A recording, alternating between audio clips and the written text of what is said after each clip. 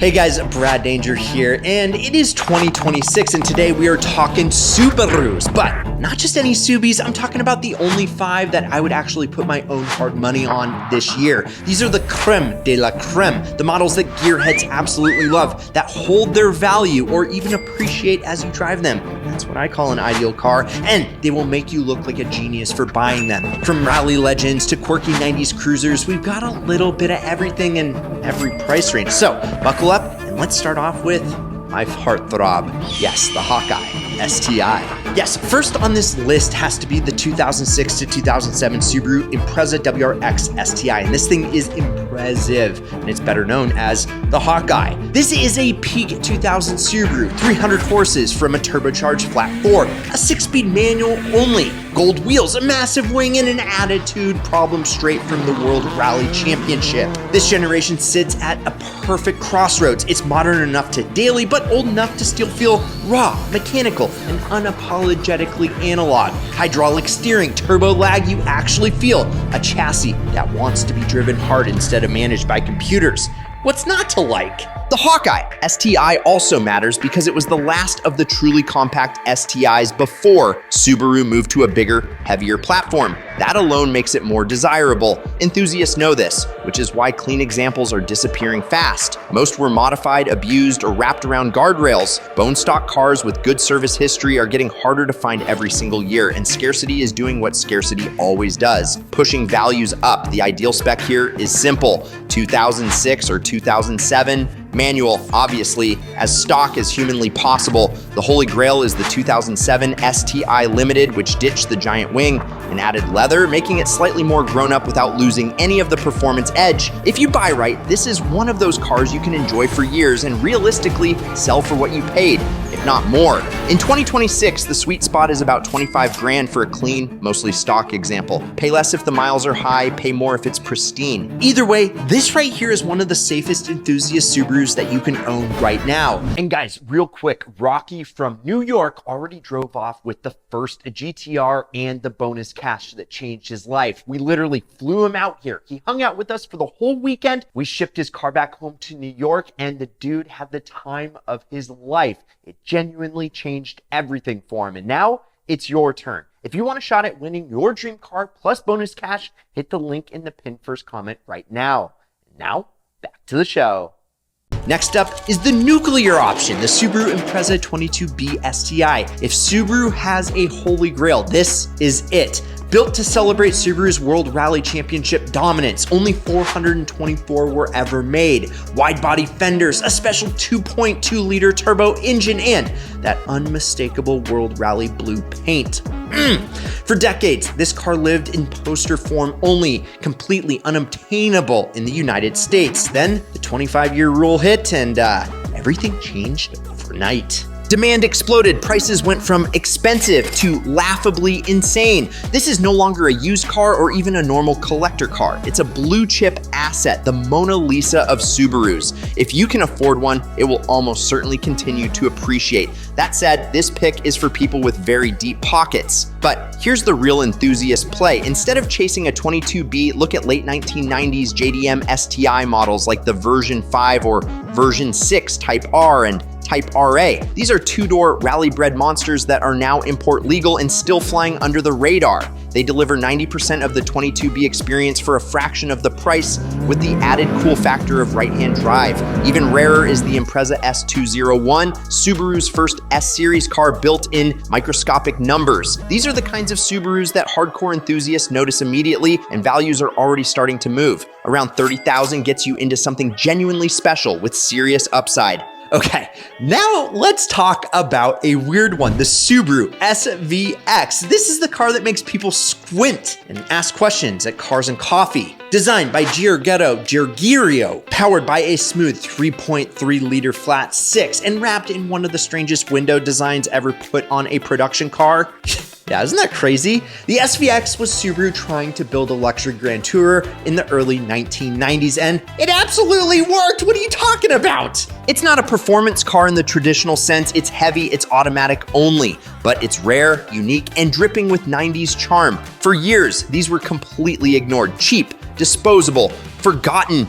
That's exactly why they're interesting now. Survivors are scarce, nostalgia for 90s Japanese cars is exploding, and the SVX is finally being recognized as the oddball classic it always was. The SVX is the budget pick. $5,000 to $8,000 still buys a running example, which is wild when you consider how rare and distinctive it is. Buy the cleanest one you can find, preferably an LSI with all-wheel drive. Keep it maintained, don't modify it, and enjoy it occasionally. This is the kind of car that slowly creeps up in value while you're not looking. You're not getting rich, but you're almost certainly not losing money either. The common thread with all three of these Subarus is enthusiasm. These aren't appliances. They're cars with identity, heritage, and a fan base that actually cares. In a world where most new cars are becoming heavier, quieter, and more digital, these stand out more every year. Buy them right, take care of them, and you don't just get a fun car, you get a hedge against depreciation and sometimes even a return. And I mean, that is the goal. Drive cool cars, lose no money, maybe even make some, and have way more fun than the guy leasing a crossover Crosstrek. Now, let's talk about a car a lot of people still underestimate. The first generation Subaru BRZ. Yes, the triplets. I own the FRS version, and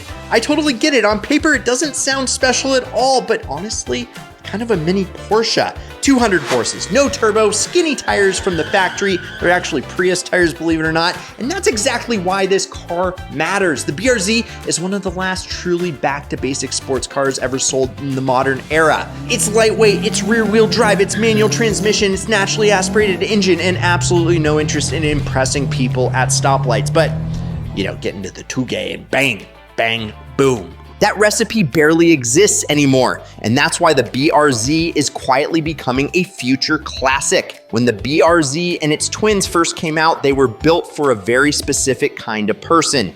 Someone who actually enjoys driving, balance over brute force, steering feel over straight line speed. As a result, a huge percentage of them got modified, drifted, tracked, or otherwise beaten on, which means the cars that stay stock, clean, and unmolested are already becoming harder to find. The earliest BRZs are now over a decade old, and that's important. That's usually right around the point where depreciation flattens out, the cheap ones get destroyed, the clean ones stabilize, and the special trims start pulling away. The first gen BRZ also benefits from something collectors love: purity. The second gen car is faster and better on paper, but it's also heavier and more refined. The original feels simpler, lighter, and more honest. Subaru also sold far fewer BRZs than Toyota sold 80s, which makes the Subaru badge cars a little more niche. That matters long term. Enthusiast collectors love low volume variants, especially when the mechanical experience is the same, but the badge is rarer. Special trims like the BRZ TS already command a premium, but even a base manual car checks all the right boxes. From behind the wheel, the BRZ is exactly what people mean when they say it's more fun to drive a slow car fast than a fast car slow. You can actually use all of it, rev it out, carry speed through corners, drive it hard without instantly risking jail time. It's reliable, relatively cheap to own, and endlessly rewarding on a twisty road. The ideal buy in 2026 is a clean manual first-gen BRZ in the $15,000 range. Pay less if the miles are high, pay more if it's late model or a limited trim. Keep it stock, take care of it, and there's a very real chance you drive it for years and get your money back. Maybe more. That's the sweet spot. Now let's jump into the complete opposite end of the Subaru spectrum. The 2019 WRX STI S209 is not subtle, it's not really affordable, and it's not pretending to be anything other than what it is. Full send. No excuses, it's a final boss Subaru. Only 209 were made for the US market. That number alone guarantees collectability. The S209 was hand-assembled by Subaru Technica International and represented the absolute peak of the internal combustion STI era. Bigger turbo, more power, wider bodywork, aggressive aero, track-focused suspension. This wasn't a styling package. This was a serious car built for people who actually plan to drive it hard. And here's the key part. Subaru killed the STI shortly after. No replacement, no direct successor. That instantly locked the S209 into history as potentially the last pure gas-powered STI ever sold here. That kind of finality matters. Collectors love last-of-their-kind cars, especially when production numbers are this low. Despite being expensive new, the S209 has already proven it can hold value. Even with miles, it doesn't collapse like normal performance cars. The rarity sets a very high floor. It's also one of those rare modern cars you can actually drive without guilt because mileage doesn't destroy the value the way it would on a mass-produced model. In 2026, expect to pay somewhere between $60,000 and $70,000 for a clean S209. That sounds insane until you realize how safe that money actually is. You're not buying transportation, you're buying a numbered piece of Subaru history. The BRZ and the S209 couldn't be more different, but they share the same core appeal. They're honest enthusiast cars. One is attainable, lightweight, and pure. The other is extreme, rare, and final form. But buy either one correctly and you're not just driving something fun, you're driving something that makes sense long term. So there are the 5 ideal Subarus that I'd actually put my own money on heading into 2026. They all scratch a different itch, but they share one thing in common. They make sense for enthusiasts who don't want to light cash on fire. The Hawkeye STI delivers real rally DNA and only is getting harder to find in clean condition. The 22B and its late 90s JDM cousins are already cemented as Subaru royalty with values that actually reflect it. The SVX is the wild card, a weird 90s Grand Tour that's finally getting the respect that it deserves. And the first gen BRZ is sitting at the bottom of its value curve, offering pure driving fun with future upside. And the S209 is modern Subaru at its absolute peak. Rare enough to hold value even when you actually drive it. Different eras, different budgets, same philosophy. Buy smart, buy ideal, drive hard, and let the car do the rest. Happy hunting. And if you enjoyed this video, well, let me know in the comments down below, and remember to go to winthisIdealcar.com. Like, subscribe, turn on that notification bell, check out some of these Ideal vids over here. I'm Brad Danger, this is Ideal. We'll catch you next week, and promise me one thing, keep living the ideal lifestyle.